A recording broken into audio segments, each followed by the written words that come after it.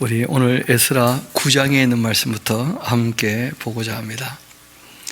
그 1차 포로 기한 때 한 5만여 명 그렇게 기환을 했고, 2차 포로 기한 때는 그 2천 명 조금 넘게 그렇게 이제 기환하게 되어졌는데, 2차 포로 기한에 그 지도자는 에스라라 하는 말씀을 드렸고, 그 이분은 1차 포로 이후 1차 포로 기한 이후에 성전을 짓다가 이제 여러 가지 문제가 있을 때 그 학계 이 스가랴가 외쳐서 성전 지어지고, 그리고 실제로 이제 하나님께서 원하시는 바 그 예루살렘이 성곽이 없을 정도로 큰 성을 만들기를 원하셨지만, 여전히 바빌론에 이 유대인들이 대부분 남아 있어서 이 에스더 사건으로 크게 이제 하나님이 경책을 하신 것인데, 어떻게 보면 그때 이제 깨닫고 돌아오게 되었던 2차 포로 귀환의 그 지도자가 되는 분이 바로 이 에스라라 하는 분입니다. 그래서 잘 아시는 것처럼 BC 그 458년에 그 1월 달에 출발해서 5월 달에 이제 도착하고, 그리고 한 4개월쯤 이제 지나게 됩니다. 그쪽 이제 그 개월수로 9개월이 되는데, 9월 달. 지금 우리가 보면 우리 그 양력으로 치면 한 12월쯤 되는 그런 기간입니다. 한 4개월쯤 지나고 난 다음에 이분이 참 낭망도 되고 절망도 되어서 하나님께 기도했던 내용이 그 9장에 나옵니다. 우리 같이 한번 이어봅시다. 이 일 후에 그 2차 포로 기한이 있고 난 다음에, 그런 뜻이죠. 그리고 4개월 동안 주변을 다 살펴봤다는 거예요. 그리고는 이제 이 에스라가 그 기환 공동체였던 그 이스라엘의 형편을 다 알고 난 다음에, 뭐 그런 뜻이 됩니다. 이 일 후에 방백들이 내게 나와 이르되, 이스라엘 백성과 제사장들과 레위 사람들이 이 땅 백성에게서 떠나지 않고서 가나안 사람들과 헷 사람들과 브리스 사람들과 여부스 사람들과 암몬 사람들과 모압 사람들과 애굽 사람들과 아모리 사람들의 가증한 일을 여전히 이 땅에서 행하고 있다는 거예요. 이 바벨론에 갔다가 확실히 다 배우고 돌아왔다고 생각을 했는데, 배운 건 배운 거고 실천을 할 때 그 온전히 안 되면 또다시 과거로 회귀하는 일들이 있게 되는데, 그런 일이 벌어지고 만 것이죠. 이유가 이어 나옵니다. 그들의 딸을 맞이해서 아내와 며느리로 삼아서 거룩한 자손이 그 지방 사람들과 서로 섞이게 하는데, 방백들과 고관들이 다 이 죄에 있어서 더욱 으뜸이 되었다 하고 이야기를 한 것이죠.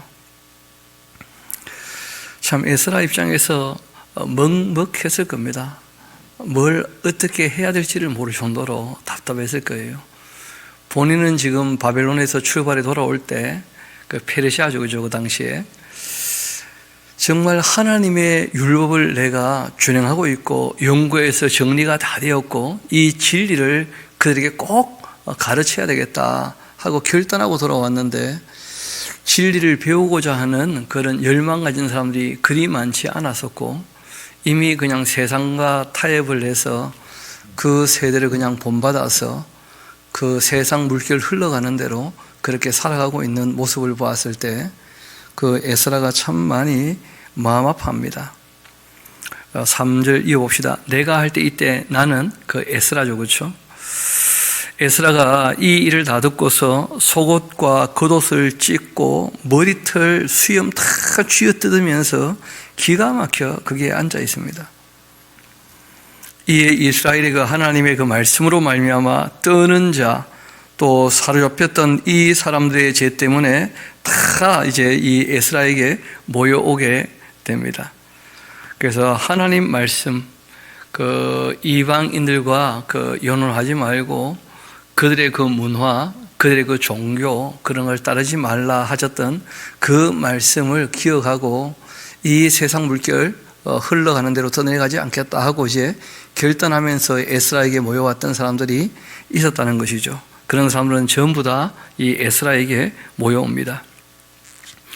내가 저녁 제사 드릴 때까지 기가 막혀 앉아 있었는데 저녁 제사를 드릴 때 내가 근심 중에 일어나서 속옷 겉옷 다 찢은 채 무릎 꿇고 나의 하나님 여호와를 향하여 손들고 말하기를, 실제로는 이제 그 기도한 내용인데요. 하나님께 여쭈는 것이니까, 나의 하나님, 내가 부끄럽고 낯이 뜨거워 감히 나의 하나님을 향하여 얼굴을 들지 못하오니 이는 우리의 그 죄악이 많아서 정수리에 넘치고 우리의 허물이 커서 하늘에 미침이니이다.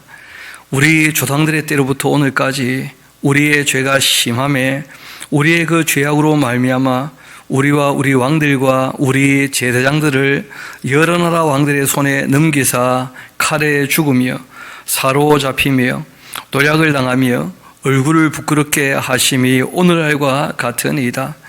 이제 우리의 하나님 여호와께서 우리에게 잠시 동안 은혜를 베푸사 얼마를 남겨두어 피하게 하신 우리를 그 거룩한 처소에 박힌 못과 같게 하시고 우리 하나님이 우리 눈을 밝히사 우리가 종노릇하는 중에 조금 소생하게 하셨나이다.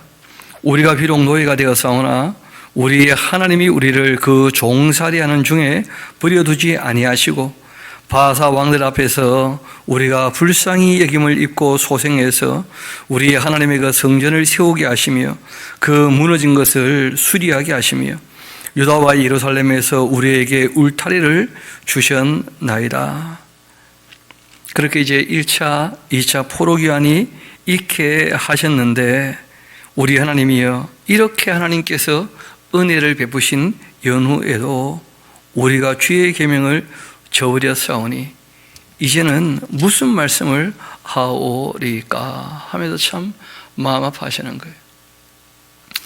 바울도 또 우리 예수님의 그 사도들도 하나같이 말씀하시는 것이, 우리 예수님께서 피 흘려 십자가에서 죽으시며 우리를 죄에서 자유케 하셨는데 죄에서 자유케 하시고 난 다음에 다시 죄를 지으면 죄의 종이 되지 않겠는가?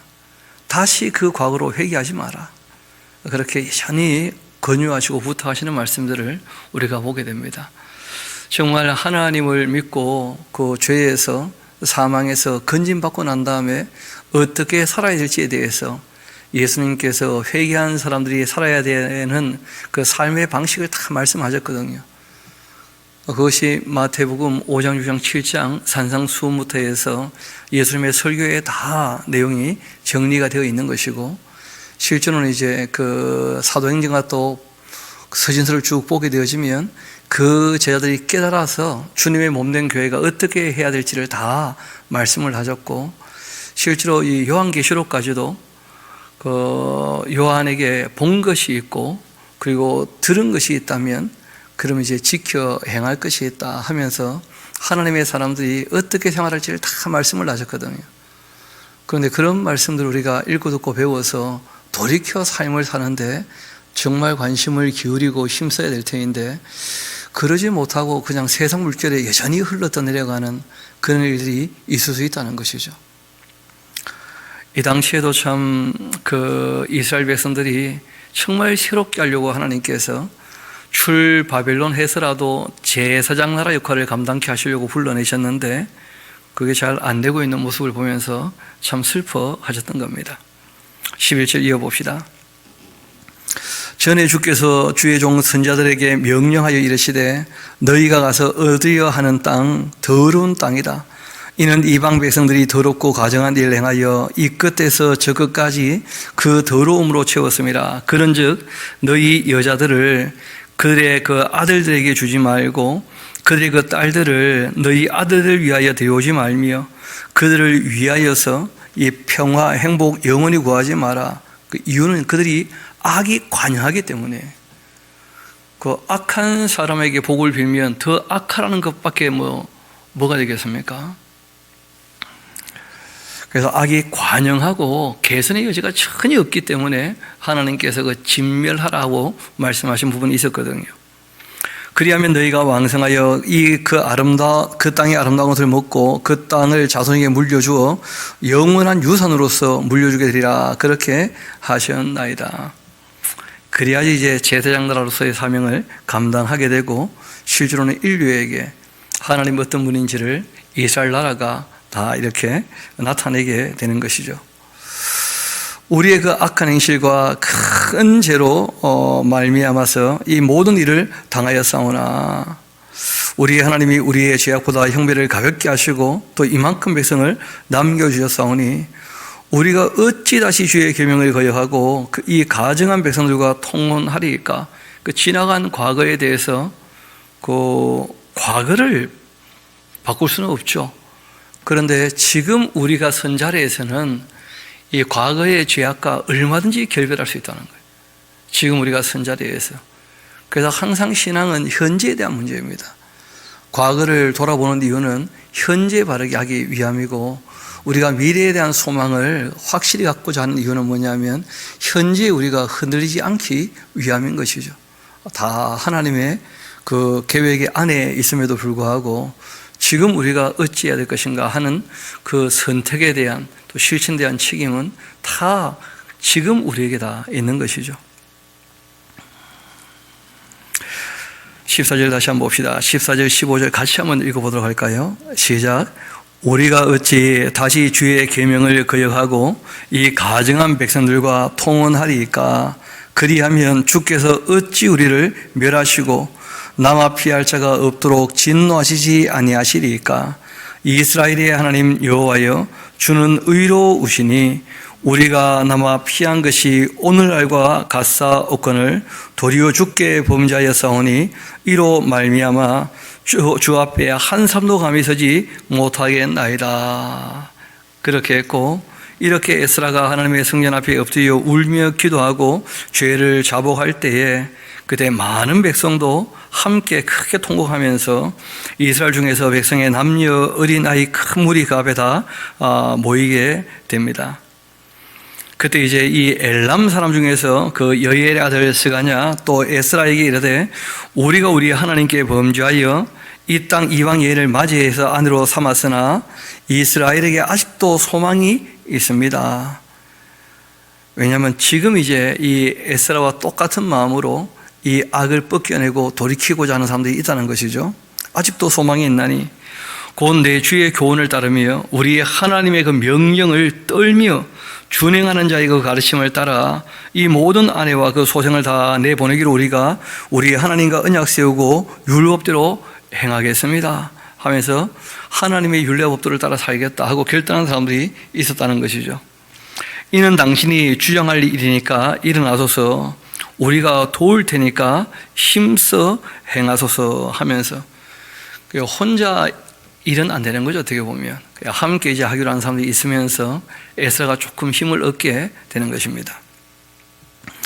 이 에스라가 일어나 제사장들과 레위 사람들 온 이스라엘에게 이 말대로 행하기를 맹세하게 하며 무리가 맹세를 하는지라.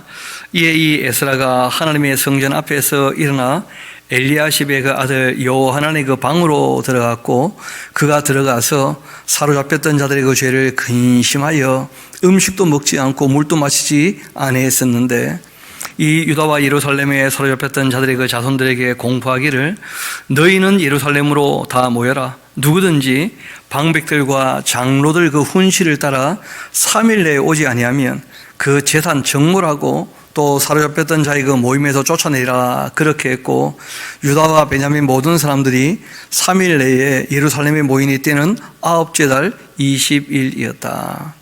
이 무리가 하나님의 성전 앞에 광장에 앉아서 이 일과 큰 비 때문에 떨고 있었다 하면서 그래서 이들의 그 달력과 우리 한 3개월 차이 난다 말씀드렸죠. 그렇죠? 그래서 이 겨울 비 맞아가면서 벌벌 떨고는 있지만 그러나 정말 바르게 해보자 하고 이제 결단한 사람들이 있기는 했습니다. 제사장 에스라가 일어나 그들에게 이르되 너희가 범죄하여 이방 여인을 그 아내로 삼아 이스라엘의 죄를 다하게 했으니까 이제 너희 조상들이 하나님 앞에서 죄를 자복하고 그 뜻대로 행하여서 그 지방 사람들과 이방 여인을 끊어버리라. 그렇게 했고 모든 회중이 큰 소리로 대답하여 이르되 당신의 말씀대로 우리가 마땅히 행할 것입니다. 그러나 백성이 많고 또 큰 비가 내리는 때니 능히 밖에 서지 못할 것이고 우리가 이 일로 크게 범죄하였은즉 하루 이틀에 할 일이 아니오니 이제 온 회중을 위하여 우리의 그 방백들을 세우고 우리 모든 성읍에 이방 여자에게 장가든 자 다 기한에 각 고을의 그 장로들과 재판장들과 함께 오게 해서 이 일로 인한 우리 하나님의 그 진노가 우리에게서 떠나게 하소서. 그렇게 하는데 그러나 오직 이 아사일의 그 아들 요나단 또 디가의 아들 야스야가 일어나 이 일을 반대하기도 하고 무슬람과 레위 사람 사부대가 또 그들을 돕기도 하고, 그러니까 하나님의 일을 할 때 항상 뭐가 있다는 거예요? 그 사탄의 방해가 있고 반대가 있다는 거예요. 그래서 아무리 옳은 일이라 할지라도 그 상대가 있다는 걸 꼭 기억을 하고 우리가 하나님 말씀을 살펴 정말 내가 바르게 해야 되겠다 싶으면 일단 자기의 삶에서부터 적용하는 것, 이런 것이 이제 중요합니다.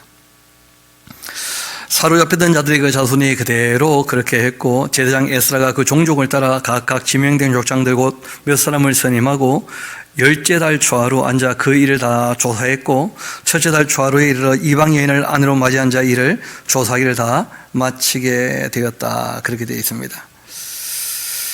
그리고 이제 그 이방 여인을 안으로 맞이한 자들의 그 일을 다 조사해 봤더니 그 1차 포로 기한 때부터 이방 여인과 결혼했던 일이 있으니까, 그리고 지금 580, 그러니까 그렇죠. 586년에 무너져서 536년에 돌아왔고, 그리고 이제 458년이니까 그 한 80년 이상 지금 시간이 지난 거 아닙니까? 1차 포로 기한 이후에. 제사장의 그 무리 중에 그 이방인과 결혼했던 사람 중에서 제사장들 무리 중에 이 앞장선 사람이 있었다는 거예요. 이방 여인을 맞이했던, 안으로 맞이했던 이 예수아의 자손 중 요사닥의 아들이 있었다. 이 요사닥의 아들이 이제 누구냐 하면 대제사장 여호수아입니다. 대제사장 여호수아부터 이제 처음 돌아와서 제대로 해보기로 했는데 그 하드웨어는 잘 갖추었죠. 성전은 이제 그 20년 정도 세월이 지났지만 지어졌는데 실상 그 내실을 다지기에는 어떻게 보면 대제사장 그 여호수아가 치명적 실수가 있었다는 거예요. 그렇게 지도자가 이제 앞장서니까 뭐 백성들도 많이 따라하게 되었던 것 같은데, 그 예수아 자손 중 요사닥의 아들과 그 형제 마세야 또 엘리에셀 야립 그달랴 또 그들이 다 손잡아 맹세하여 그의 그 아내를 내보내기로 하고 또 그 죄로 말미암아 순양 한 마리 속건제로 드렸고, 또 인멜 자손 중에서 하나니 스바데야 또 이 하림 자손 중에서 마세야 엘리야 또 스마야 여이엘 우시야 또 이 바솔 자손 중에서 엘료에네 또 마세야 이스마엘 느나넬 요사밧 또 이 엘리사, 레위 사람 중에서 요사밧과 시므이와 또 글라야 또 글리다 부다히야 유다 엘리에셀, 노래하는 자 중에서 엘리야십, 문지기 중에서 살룸 델렘 우리였다. 이스라엘 중에서는 비로소 바로스 자손 중에서는 이 라메아와 이시야와 또 이 마리야 미야민 또 이 엘라살 마리야 분하야, 이 엘람 자손 중에서는 그 마따냐 또 이 스가야 또 여이엘 압디 여레못 엘리야, 또 사투 자손 중에서는 엘료에네 엘리야십 마따냐 여레못 또 사밧 이 아시사요, 또 베베 자손 중에서는 요하난과 하나야와 삽베와 아들레고, 바니 자손 중에서는 무슬람과 말룩과 또 아다야와 아숙과 이 스와일과 예레못이고, 바하 모압 자손 중에서는 이 안나와 글랄과 또 분하야와 마세야와 마따냐와 부살렐과 빈누이 문하세, 또 하림 자손 중에서는 엘리에셀과 이시아와 또 이 말기야 스마야 시므온 또 이 베냐민과 말룩과 스마야, 그리고 또 이 하순 자손 중에서는 마뜨네와 맞따따 그리고 이 사밧과 엘리벨렉과 예레메와 또 문하세와 시므이, 바니 자손 중에서는 마아데와 이 아므람과 우렐과 또 이 분하야와 베드야와 또 글루이와 이 와나와 무레목과 또 엘리야십과 이 마따냐 마뜨네 야수와 바니 빈누이 시무이 세레마 나단 이 아다야와 또 막나드베와 또 이 사세와 사레와 또 이 아사렐과 셀레마와 스마랴와 또 이 살론과 아마랴와 요셉이었다.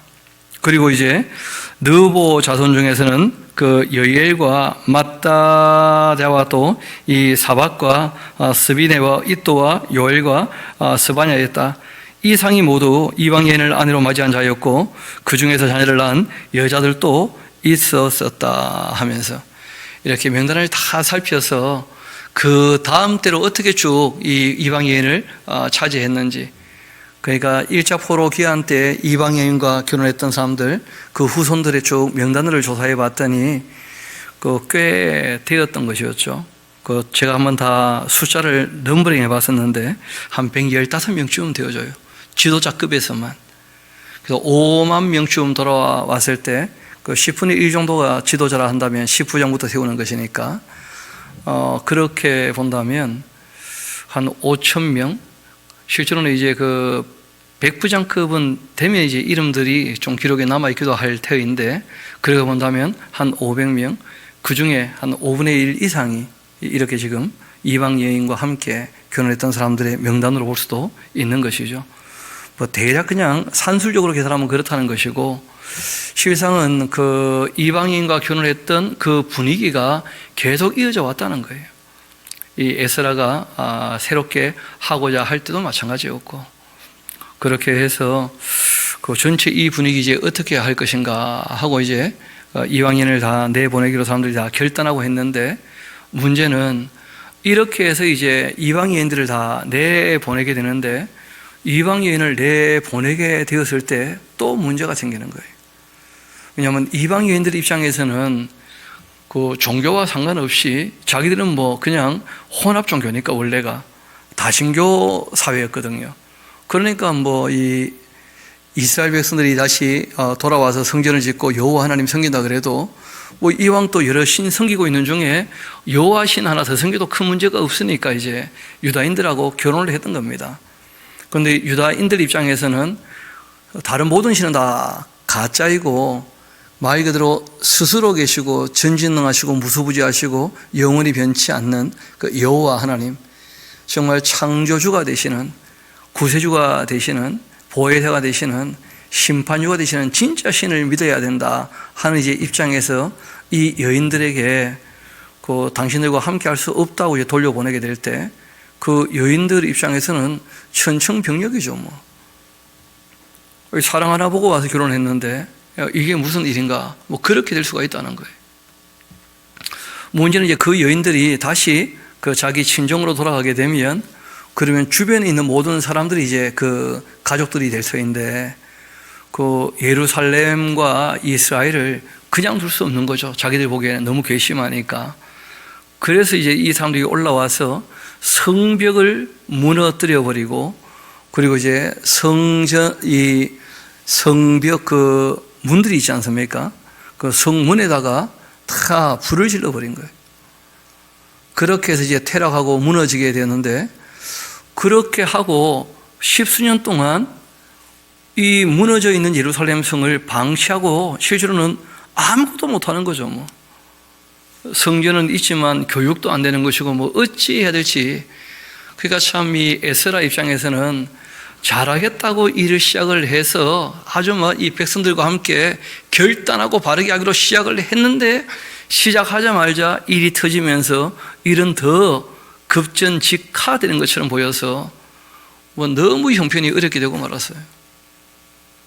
그 에스라 입장에서는 해야 될 일은 명확하고 할 만한 능력은 너무 부족하고, 그러니까 이제 누군가에게 도움을 청할 수밖에 없는, 여러분 잘 아실 겁니다. 원래 이 에스라라는 분이 누구한테 도움을 청하는 분입니까? 안 하는 분입니까? 그 하나님께서 선한 손길로 도와주실 거다 늘 그렇게 이제 얘기하고, 사람에게 아쉬운 소리 하는 거 전혀 안 좋아하셨던 분이거든요. 심지어는 뭐 왕에게 구하는 것을 다 받는 입장이지만, 그 바벨론에서 이 이스라엘까지 돌아오는 그 먼 길에 군사 몇 명, 보호해 줄 사람 몇 명 붙여주는 것, 이거 부탁하는 것도 그 마음에 내키지 않아가지고 한 달 동안 정말 정리하고 3일 동안 금식하고 그리고 이제 그 먼 길을 오면서 많은 이 대적을 만나기도 하고 많은 어려움도 있었지만 그러나 이제 겨우 도착해서 하나님께 감사하는 그런 일이 있었거든요. 근데 이 어른이 한 15년 동안 아무것도 못하니까 이대로 그냥 계속 시간을 보낼 수는 없다는 거예요. 그래서 그 일할 만한 일꾼 하나를 봐놓은 사람이 있었는데 그 사람이 누구였냐면 느헤미야예요. 우리는 지금 이제 에스라 끝나고 또 느헤미야에 이어서 보는 것처럼 여겨집니다만은 원래 그 히브리인들이 갖고 있는 원어 성경을 보게 되면 이 에스라하고 느헤미야서하고 한 권의 책입니다. 원래 이게 그 이어져 있는 책이에요. 시간이야 이제 그 한 15년 그 세월이 있지만 그래서 그 에스라서 느헤미야서 같이 보면 그 방점이 이제 몇 개 지키는 거죠. 1차 포로 귀환의 역사가 있었다. 그것이 이제 잘 아시는 것처럼 536년이었다. 그렇게 해서 이제 1차 포로 귀환이 있었고 그리고 이제 2년 지나고 난 다음에 성전 기초를 쌓았는데 성전 쌓다가 이제 방해가 있어서 그만두게 되었다. 그래서 그때 이제 학개 스가랴가 외쳤는데 그 외친 것이 성전공사 그만두고 곧 외친 게 아니고 성전공사를 그만두고 한 14, 15년 지나고 난 다음에 이제 외치게 된 것이거든요. 그렇게 해서 이제 성전이 지어지게 된 거예요.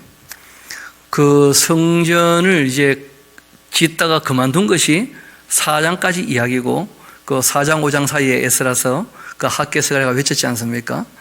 그리고 이제 그 외치고 난 다음에 성전이 다시 지어지게 된 것이 그 6장까지 이야기죠. 그렇게 해서 그 아닥사스 왕이 이제 허락을 해서 성전 짓게 되었는데, 다리오 왕 때 성전을 짓게 되었는데, 그 성전 짓고 난 다음에 그 하나님의 이 생각과 다르게 이스라엘 백성들이 이 바벨론에서 안 돌아오니까 큰 어려움이 있었던 것이 에스더서 사건이었죠.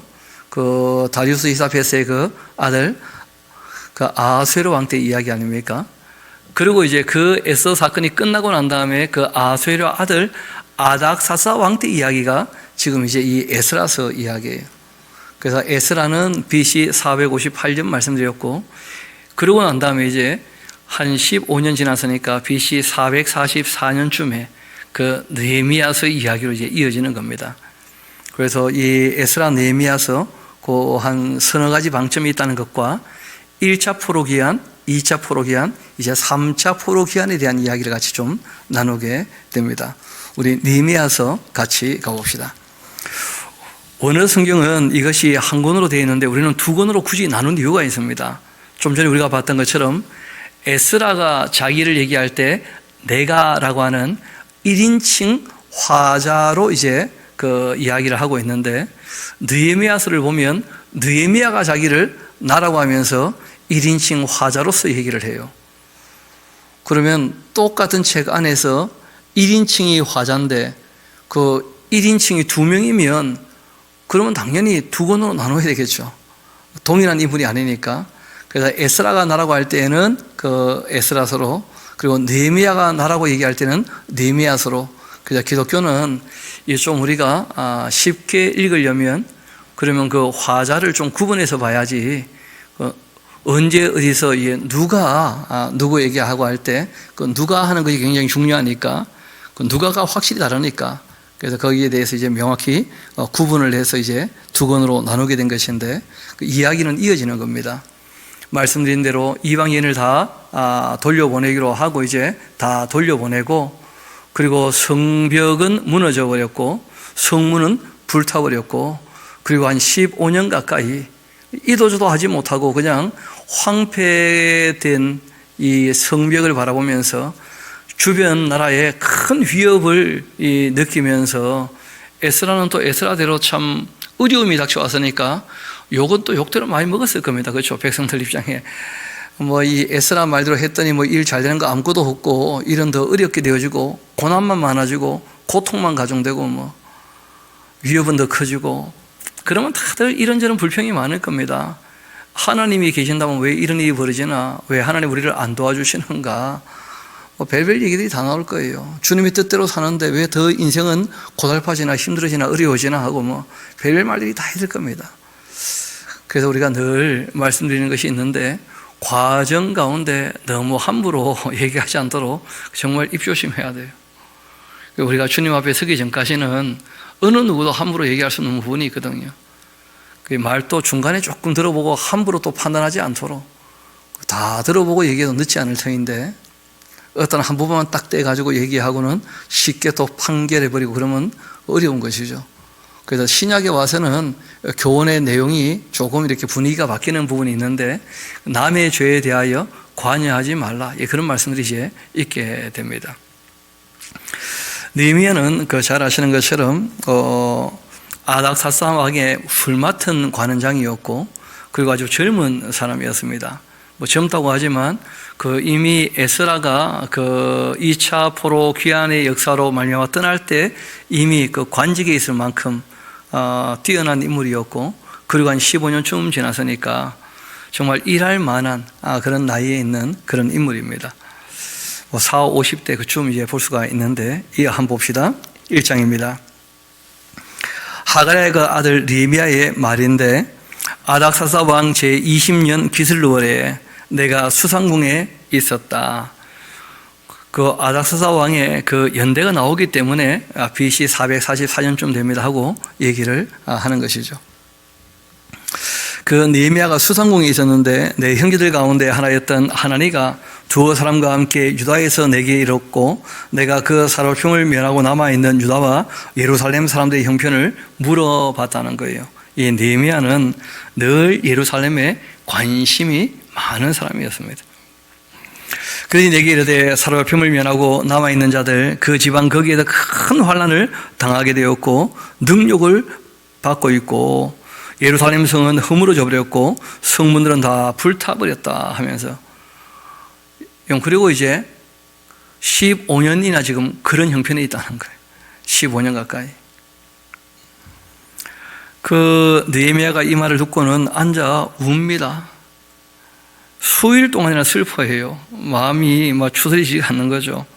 그리고 하늘의 하나님 앞에 금식하며 기도했다는 거예요. 참 슬픈 일이 있으니까 밥맛이 있었겠습니까?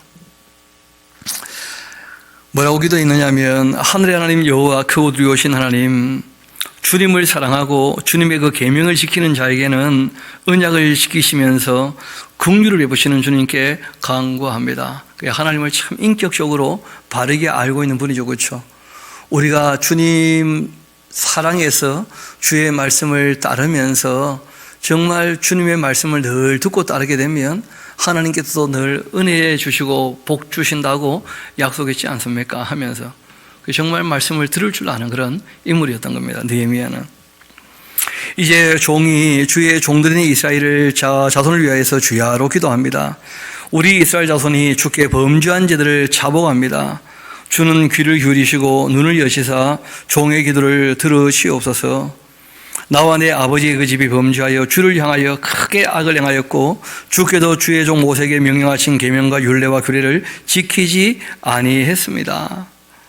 역사를 살펴봤을 때, 또 지금 현실을 봤을 때 참 하나님 말씀이 너무나 확실한데 벗어기고 있는 건 늘 눈에 보고 있다는 거예요. 자복하는 것이죠. 여러분, 실제로 죄를 자복하고 회개하는 것이 하나님을 사랑한다는 아주 확실한 표현이기도 합니다. 왜 하나님께 돌아가고자 합니까? 하나님을 사랑하기 때문에. 왜 우리가 죄를 벗어내고자 합니까? 하나님을 사랑하니까, 하나님이 죄를 싫어하시니까. 왜 우리가 주님 말씀에 순종하려고 합니까? 그게 다 사랑의 발로거든요. 하나님 사랑하니까 하신 말씀 따르고자 하는 것이죠. 이어봅시다. 옛적에 주께도 주의 종 모세에게 명령하여 이르시되, 만일 너희가 범죄한다면 내가 너희를 여러 나라 가운데 흩을 거고, 만일 내게로 돌아와 나의 계명을 지켜 행한다면 너희 쫓긴 자 하늘 끝에 있을지라도 내가 거기서부터 그들을 모아 내 이름을 두려고 택한 곳에 돌아오게 할 것이다. 그렇게 하신 말씀 이제 청컨대 기억해 주옵소서. 이들은 주께서 일찍이 큰 권능과 강한 손으로 구속하신 주의 종들이고 주의 백성입니다. 주여 구하오니 귀를 기울이고 종의 기도와 주의 이름을 경외하기를 기뻐하는 종들의 기도를 들어주옵소서. 오늘 종이 형통해서 이 사람들 앞에 은혜를 입게 하옵소서. 그렇게 했는데 그때 이 느헤미야는 그 아닥사 왕의 술 맡은 관원이었다. 아주 요직에 있는 사람이죠. 지금으로 말하면 비서실장쯤 되는 그런 인물입니다. 왕의 친구가 되고 그리고 왕에게 모든 일들을 함께 의논할 만한 그런 인물이 이제 이 느헤미야라 하는 인물이죠. 이분은 우리가 쭉 읽어 나가면서 아주 몇 가지 특성을 또 보게 될 터이고, 그리고 무엇보다 말 그대로 개혁, 리폼, 원래 폼으로 돌아가는데 에스라가 그 내용을 갖고 있다면 그 내용을 실행할 수 있을 만큼의 그 능력이 있는, 그래서 이 에스라와 느헤미야가 개혁을 한 인물들이고 실제로 최초의 종교개혁자죠. 아주 중심 인물이 되는 분입니다. 그래서 우리가 이 느헤미야를 보면 개혁가의 그 자세가 어떠해야 되는지 배울 수가 있는데, 이분은 정말 쉬지 않고 기도하시는 분이에요. 그리고 일을 놓고 쉬지 않는 분이고, 심지가 정말 견고한 분이시고, 공과 사를 확실히 구분하는 분이시고, 우리 한번 쭉 살피면서 이분의 모습들을 한번 제대로 보도록 합시다. 그리고 아닥사사 왕 제20년 니산 월이었는데, 왕 앞에 포도주가 있기로 내가 그 포도주를 왕에게 드렸고, 이전에 내가 왕 앞에 수심이 없었는데 걱정 없이 살았거든요, 이분이 진짜. 근데 왕이 내게 이르되 너가 병이 없는데 어찌하여 얼굴에 수심이 있냐 하면서, 이럴 때 이제 말 한마디 잘못하면 왕에게 너 반역을 꿈꾸는 거냐, 왜 얼굴빛이 그 모양이냐, 이럴 때 이제 대답 하나 잘못하면 큰일 나거든요. 왕이 어떤 의심을 가지고 이거 물어보는 거예요. 너 얼굴에 왜 수심이 있냐? 이는 필연 너의 마음에 근심이 있기 때문이다. 그때 이 느헤미야가 크게 두려워했다는 거예요. 크게. 이 당시에는 왕이 말 그대로 사람의 생명을 좌지우지하는 그런 시대이기 때문에 말 한마디 잘못하면 큰일 나는 거죠. 그때 왕께 대답을 합니다. 왕은 만제수를 하옵소서. 내 조상들의 묘실이 있는 성읍이 이제까지 황폐하고 성문은 다 불타버렸습니다. 어찌 내가 얼굴에 수심이 없겠습니까? 있는 그대로를 얘기하면서도 왕에게 위협이 되지 않는 표현으로 말을 했다는 거예요. 그러니까 성벽이 무너져가지고 그 성벽을 다시 세워야 된다 이렇게 얘기하면 왕이 그래서 반역하려고 이렇게 나오면 참 입장 곤란하거든요. 근데 내 조상들의 묘실이 무너지고 불탔다 하는 얘기를 듣고 내 마음이 너무 아픕니다 하면서, 참 똑같은 사건을 얘기해도 상대방이 충분히 알아들으면서도 그 상대방이 위협되지 않도록 그렇게 얘기를 하고 있죠. 참 분수에 넘치지 않는 그런 분입니다. 왕이 내게 이르시되 그러면 너가 무엇을 원하냐 그렇게 하시기로 내가 곧 하늘의 하나님께 묵도하고 왕에게 얘기했다는 거예요. 정말 이분은 쉬지 않고 기도하시는 분이시고 또 처음 소식을 들었을 때 이미 계획을 하는 사람이에요. 그래서 일을 할 때 충분히 계획을 하고 그리고 계획한 것을 실천하는 그런 인물이 바로 이 느헤미야입니다. 왕이 내게 이르시되 그러면 너가 무엇을 원하냐 하시기로 내가 곧 하늘의 하나님께 묵도하고 왕께 아뢰입니다. 왕이 만일 좋게 여기시고 종이 왕의 목전에 은혜를 얻었사오면 내가 유다 땅 내아의 조상들의 묘실 있는 성읍에 보내어서 그 성을 건축할 수 있게 그렇게 하옵소서. 그렇게 했는데 그때 참 다행히 어떻게 보면 참 좋은 기회였는데 왕후도 왕 곁에 앉아 있었다는 거예요. 아무래도 남자는 부인이나 여자친구나 누가 옆에 있으면 마음이 굉장히 또 너그러워지죠. 그래서 누가 부탁하면 막 그냥 배포 크게 다 해줘라 그냥 이런 식으로 이제 하게 되는 일이 있는데, 마침 아닥사사 왕 옆에 왕후도 있었고 왕이 먼저 얘기했잖아요. 원하는 게 뭐냐고. 그러니까 이 느헤미야는 이미 다 계획을 했기 때문에 하나님께 기도하고 난 다음 원하는 바를 다 얘기를 하게 되는데, 원하는 바가 나중에 이제 다 정리하면 나옵니다만은 휴가를 12년 신청을 해요. 그리고 자기를 총독으로 그렇게 예루살렘 그 이스라엘로 보내주기를 부탁을 한 겁니다. 그리고 이제 그 무너졌던 성벽을 좀 중수할 수 있도록 조금 협조해 주실 것을 바라는 것이죠. 이분은 뭐 이렇게 딱 얘기를 들으면 먼저 계획을 다 세우는 거예요. 그래야지 일이 되는 것이니까요. 이어봅시다. 그때 왕후도 6절 왕 곁에 앉아 있어서 왕이 내게 이르시되 너가 몇 날 다녀올 길이냐 하면서 어느 때에 돌아오겠냐 하고 왕이 나를 보내주어서 그 보내주기를 좋게 여기시기로 내가 기한을 정했다. 나중에 기한 나옵니다. 12년이에요. 내가 또 왕에게 아뢰되 왕이 만일 좋게 여기시거든. 이 참 이 표현들이 참 듣기에 괜찮죠. 왕이 좋게 여기시거든. 그 기본적인 예의가 상대가 결정할 수 있게 말을 하는 것이다. 그런 말씀 드린 적이 있는데 느헤미야는 그런 면에서 참 겸손한 사람이고 예의 범절이 뛰어난 사람이고 그리고 정말 맡은 일을 성실히 감당하는 사람이고 분수에 넘치지 않는 정말 어디 가서도 사랑받을 수 있고 일할 만한 그런 인물인 것이 그 말하는 데 잘 드러나게 됩니다.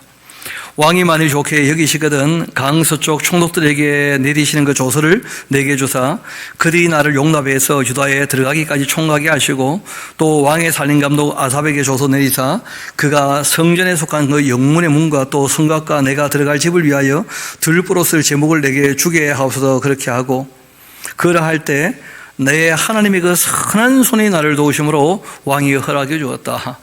그 에스라가 하는 표현과 똑같은 표현이죠. 그렇죠? 여호와의 선한 손이 우리를 도우셨다. 어떻게 보면 정말 한마음이 될 만한 그런 인물입니다. 그렇게 왕이 허락해 주었고 군대 장관과 마병을 보내어 나와 함께 하게 하시기로 내가 강서쪽에 있는 그 총독들에게 이르러 왕의 조서를 전하였다. 그 호론 사람 산발랏 종이었던 그 암몬 사람 그 도비야 또 이 이스라엘 자손을 강하게 하려는 사람이 왔담을 듣고는 심히 근심하기도 하였다. 그 느헤미야가 예루살렘에 올 때 다 좋아했느냐? 그 주변 사람들은 다 싫어했다는 거죠. 방해꾼들이 늘 있다는 거예요. 네, 하나님께서 예루살렘을 위해 무엇을 할 것인지 내 마음에 주신 것 내가 아무에게도 말하지 않았다. 그러니까 이분은 자신이 뭘 하고 싶다 이게 아니고 주님의 뜻을 이루려 왔다는 거예요. 하나님께서 예루살렘을 위하여 무엇을 하기를 원하시는가? 그걸 하기 위해서 왔다는 거예요. 내가 뭘 하고 싶다 이런 게 아니고.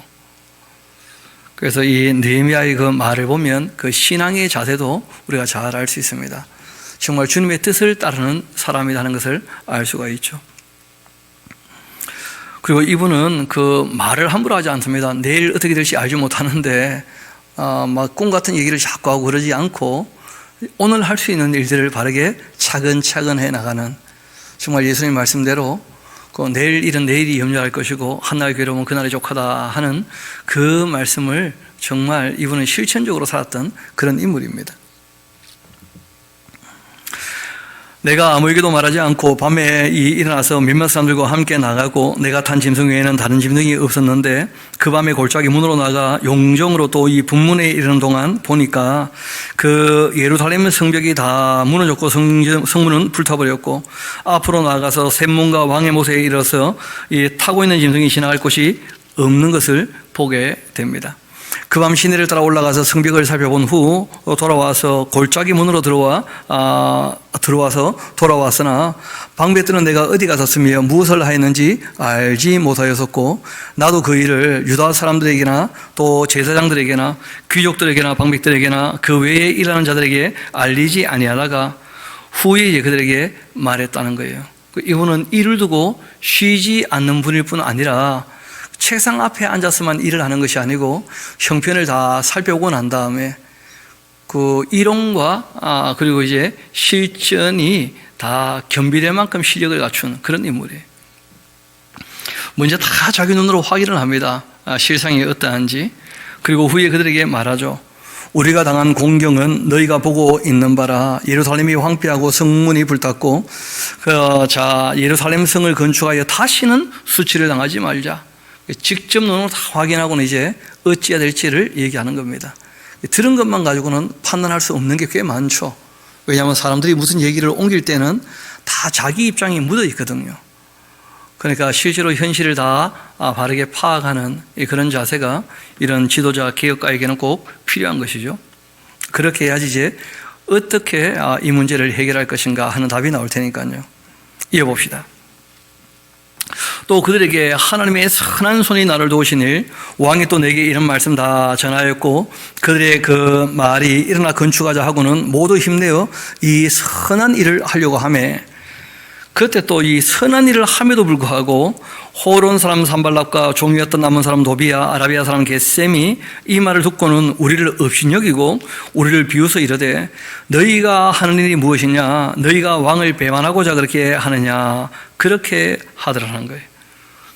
늘 반복적으로 말씀드립니다마는 아무리 선한 일을 할지라도 성령께서 도우시지만 늘 악령들이 방해를 하고 악한 사람들이 끊임없이 일어난다는 것도 꼭 기억하셔야 됩니다. 또 하나님께서 그 악이 활동하게 허락도 하셨다는 거예요. 사람이 검증되기도 하고 연단되어져야 될 부분도 있고 진짜 그 하나님을 사랑해서 그 의지를 가지고 끝까지 실천하는지 그것도 중요하거든요. 성경을 보면 끝까지 견디는 자, 끝까지 이기는 자 이런 표현들이 꽤 나와요. 그렇기 때문에 그 악이 활동하는 건 당연하다는 걸 꼭 기억하셔야 됩니다. 내가 그들에게 대답하여 이르되 우리 하나님이 우리를 형통하게 하실 텐데 그 종들인 우리가 일어나 건축하려니와 오직 너희에게는 예루살렘에서 아무 기업도 없고 권리도 없고 기억되는 바도 없다 그렇게 하였느니라. 또 그때에 대제사장 그 엘리야십이 그 형제 제사장들과 함께 일어나 양문을 건축하여서 이 성벽을 하고 문짝도 달고 또 성벽을 건축하며 또 이 한 메다 망대에서부터 하나밀 망대까지 성벽을 하였고 그 다음은 또 여리고 사람들이 건축했는데 방해도 있지만요 일하고자 하면 이제 사람들이 함께 또 일하는 사람들도 있게 되는 겁니다. 함께 일하고자 하는 사람들과 이 일을 나누어서 이제 일을 하게 되는데 놀랍게도 그 15년 동안 안 되었던 일이 그 느헤미야가 나서가지고 일을 딱 나누어서 진행을 하자 그 52일 만에 2달도 안 돼도 다 일이 끝나는 거예요. 그 참 어떤 일을 실무적으로 할 줄 안다는 그 행정력이라고 하는 능력도 그 굉장한 능력입니다. 그 일을 보고 있지만 그 에스라 같은 분은 그 일을 어떤 식으로 해야지 성벽이 다 쌓아지는지 그 경험도 잘 없으시고 일을 맡길지도 잘 모르시고 이거는 모든 일을 다 자신이 끌어안고 자기가 다 해야 될 것처럼 생각을 하니까 그러니까 일이 어떻게 보면 좀 진척이 안 될 수 있는데 그 느헤미야는 그런 면에서 그 왕의 수를 맡은 관원장이었기 때문에 행정에 아주 능한 사람입니다. 그 왕이 원하는 것이 있으면 사람들을 불러다가 그 일을 이룰 수 있도록 다 도와주는 그런 인물이거든요. 왕이 궁금해하면 자신이 설명을 해주거나 거기에 관련돼서 잘 아는 사람을 불러와서 왕이 또 충분히 알 수 있게 해주는 그런 이제 이 능력이 있는 사람이니까 실무적으로 그런 아주 행정력을 발휘해서 일을 잘 감당을 하는데 그 행정력이라는 게 딴 게 아니고 일을 다 말 그대로 나누어서 맡겨서 일이 될 수 있게 하는 그런 인물입니다. 한번 쭉 이어봅시다. 어떻게 일을 다 나누어 맡겼는지.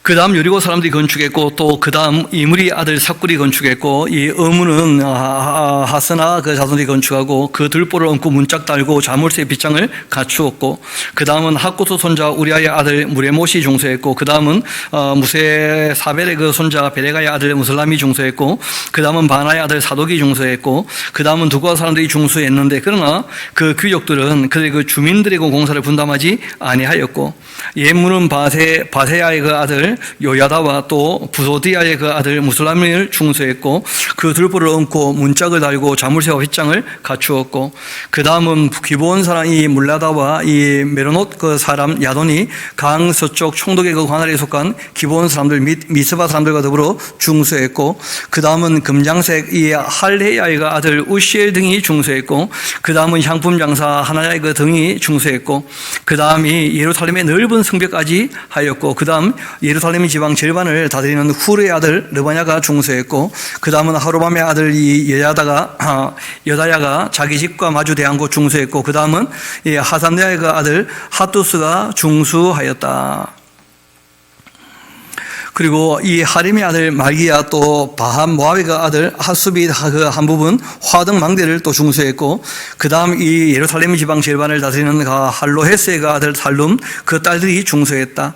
그리고 또 골짜기 문은 한움과 산하 주민이 중수하여 문을 세우며 문짝을 달고 자물쇠 빗장을 갖추었고, 또 분문까지 성벽 청규빗을 중수하였고, 또 이 분문은 베나게렘 그 지방을 다스리는 레갑의 아들 말기야가 중수하여 문을 세우며 문짝을 달고 자물쇠와 빗장을 갖추었고, 셋문은 미스바 지방을 다스리는 그 골호세의 그 아들 살룬이 중수하여 문을 세우고 덮었으며 문짝을 달고 자물쇠 빗장을 갖추고, 또 왕의 그 동산 근처 셀라 목가의 그 성벽을 중수하여 다윗성에 내려오는 그 층계까지 이르렀고, 그 다음 베술 지방 절반을 다스리는 그 아스북의 아들 느헤미야가 중수하여 다윗의 그 묘실과 마주대할 곳에 이르고, 또 파서 만든 그 못을 지나서 용사의 집까지 이르렀고, 그 다음 레위 사람 바네의 아들 루음이 중수하였고, 그 다음은 그일라 지방 절반을 다스리는 그 하세바가 그 지방을 대표하여 중수하였고, 그 다음은 그들의 그 형제들 가운데 그일라 지방 절반을 다스리는 헤나닷의 그 아들 바베가 중수하였고, 그 다음은 미스바를 다스리는 예수아의 아들 에셀이 한 부분을 중수하여 성구비에 있는 그 궁기고 맞은편까지 이르렀고, 그 다음은 삽베가 아들 바룩의 한 부분을 힘써 중수하여 성구비에서부터 대제사장 엘리야십의 집문에 이르렀고, 그 다음은 학고서의 손자 우리아의 그 아들 무레못이 한 부분을 중수하여 엘리야십의 집문에서부터 엘리야십의 집 모퉁이에 이르렀고, 그 다음 평지에 사는 제사장들이 중수하였고, 그 다음은 베냐민과 학수비 또 그 집 맞은편 부분을 중수하였고, 그 다음은 아냐의 그 손자 마사의 손자 아들 이 아사랴가 그 집 가운데 자기 집에서 가까운 부분을 중수하였고, 그 다음은 헤나닷의 그 아들 빈누이가 한 부분을 중수하되 이 아사랴 집에서부터 성구비를 지나 성무퉁이에 이르렀고, 우세의 아들 이 발랄은 그 성구비 맞은편과 왕의 이 첫성에서 내민 그 망대 맞은편 곧 시위청에서 가까운 부분을 중수하였고, 그 다음은 바로스의 그 아들 부다야가 중수하였고, 그때 드디님 사람은 오벨에 거주하여 동쪽 수문과 마주대한 곳에서부터 내민 망대까지 이르렀느니라. 그 다음은 또 두고아 사람들이 한 부분을 중수하여 내민 그 큰 망대와 마주대한 곳에서부터 오벨 성벽까지 이르렀느니라. 마문 위로부터 제사장들이 각각 자기 이 집과 마주대한 부분을 중수했고, 그 다음에 인밀의 아들 사독이 자기 집과 마주대한 부분을 중수하였고, 그 다음은 또 동문직이 스가냐의 그 아들 스마야가 중수하였고, 그 다음은 셀레마의 아들이 하나냐 살람의 여섯째 아들 그 하눈이 한 부분을 또 중수하였고, 그 다음은 베레가의 아들 무슬람이 자기의 방과 마주대한 부분을 중수하였고, 그 다음은 검장색 말기야가 이 한빛관문과 마주대한 부분을 중수하여 느림 사람들과 상인들의 그 집에서부터 성모퉁이 성루에 이르렀고, 이 성모퉁이 성루에서 양문까지 검장색과 상인들이 다 중수하였다 하면서 이렇게 일을 다 나누어 맡겼다는 거예요. 그리고 이 일이 이제 있었던 역사적 사건이기 때문에 그 명단과 함께 했던 일의 그 부분이 다 나와요. 부분을 맡겼다는 게 중요합니다. 모든 거 다 맡기면 아무도 못해요. 그런데 일을 딱 나누어서 할 만큼의 일을 맡기면 그건 누구나 할 수 있습니다. 어떻게 보면 그런 것이 이제 행정력이죠, 그렇죠? 사람이 일을 조금씩 나누어 가져서 그 일을 하면 그 얼마든지 일이 되는 것이죠.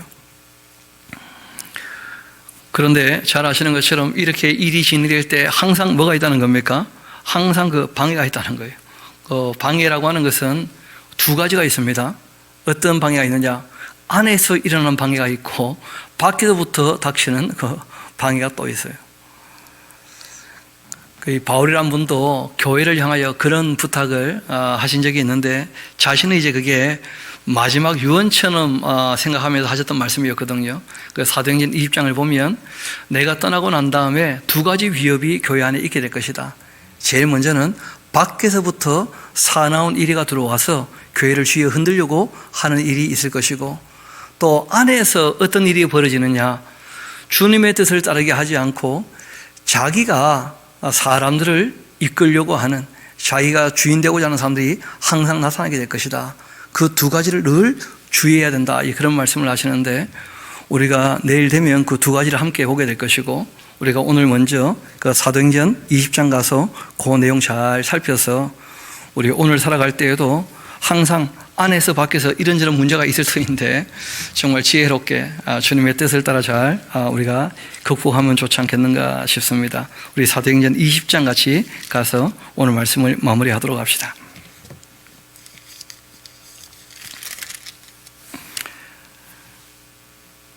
(25절부터) 제가 한번 읽어드리겠습니다. 사도행전 20장 25절. 보라, 내가 여러분 중에 왕래하며 하나님 나라를 전파하였다. 그러나 이제는 여러분이 다 내 얼굴을 다시 보지 못할 줄 내가 안다 하면서, 이거는 뭐 바울이 조금 잘못 안 것이거든요. 그 이후에 보면 다시 또 만나게 되는데, 여하튼 이때는 마지막이라고 생각을 할 때였습니다. 그러므로 오늘 여러분에게 증언하거니와 모든 사람의 피에 대하여 내가 깨끗하다. 이는 내가 끊이지 않고 하나님의 그 뜻을 다 여러분에게 전하였기 때문이다. 여러분은 자기를 위해서도 또 온 양떼를 위해서도 늘 조심해야 된다.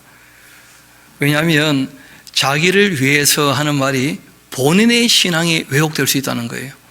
어떤 욕심이 일어나게 되면, 교만한 자세를 취하게 되면, 더불어 신앙생활 할 때 자기가 주인이 된 것처럼 오해를 하면 그럼 반드시 문제가 생기는 것이니까 정말 자기 신앙을 위해서라도 또 함께 신앙생활하는 모든 사람을 위해서라도 정말 조심해야 될 것이 두 가지가 있다는 겁니다.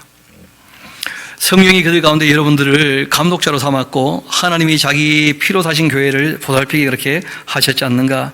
내가 떠난 후에 사나운 이리가 여러분에게 들어와 그 양떼를 아끼지 아니할 수도 있고, 또한 여러분 중에서도 제자들을 끌어서 자기를 따르게 하려고 어그러진 말을 하는 사람들이 일어날 줄 내가 알고 있다 하면서, 의외로 그 직분, 그러니까 맡은 일이 다른 것 뿐인데 그 직분이 직위, 어떤 위치라고 착각을 하고 사람에게 진리를 따라 살도록 그렇게 이제 읽어주고 가르치고 권면하는 일에 착심하는 것이 아니라 자기를 따르게 만들려고 사람들을 조종하는, 권력을 가지고 군림을 하는 그런 아주 못된 사람들이 나타날 수 있다는 거예요.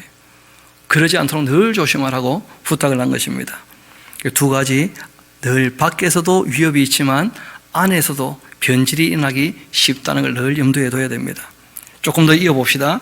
극복할 수 있는 방법은 딴 게 아니죠. 그러므로 여러분이 일깨어 늘 정신 차리고 있어야 되는데, 내가 3년이나 밤낮 쉬지 않고 눈물로 각 사람을 훈계하던 그것을 기억해야 되는데, 지금 내가 여러분을 그 주와 및 그 은혜의 말씀에 부탁을 한다. 훈계했던 것은 주님의 말씀이었습니다. 주님의 말씀. 그 말씀이 여러분을 능히 든든히 그렇게 세울 것이고 거룩하게 하심을 입은 모든 자 가운데 기위 있게 하실 것이다.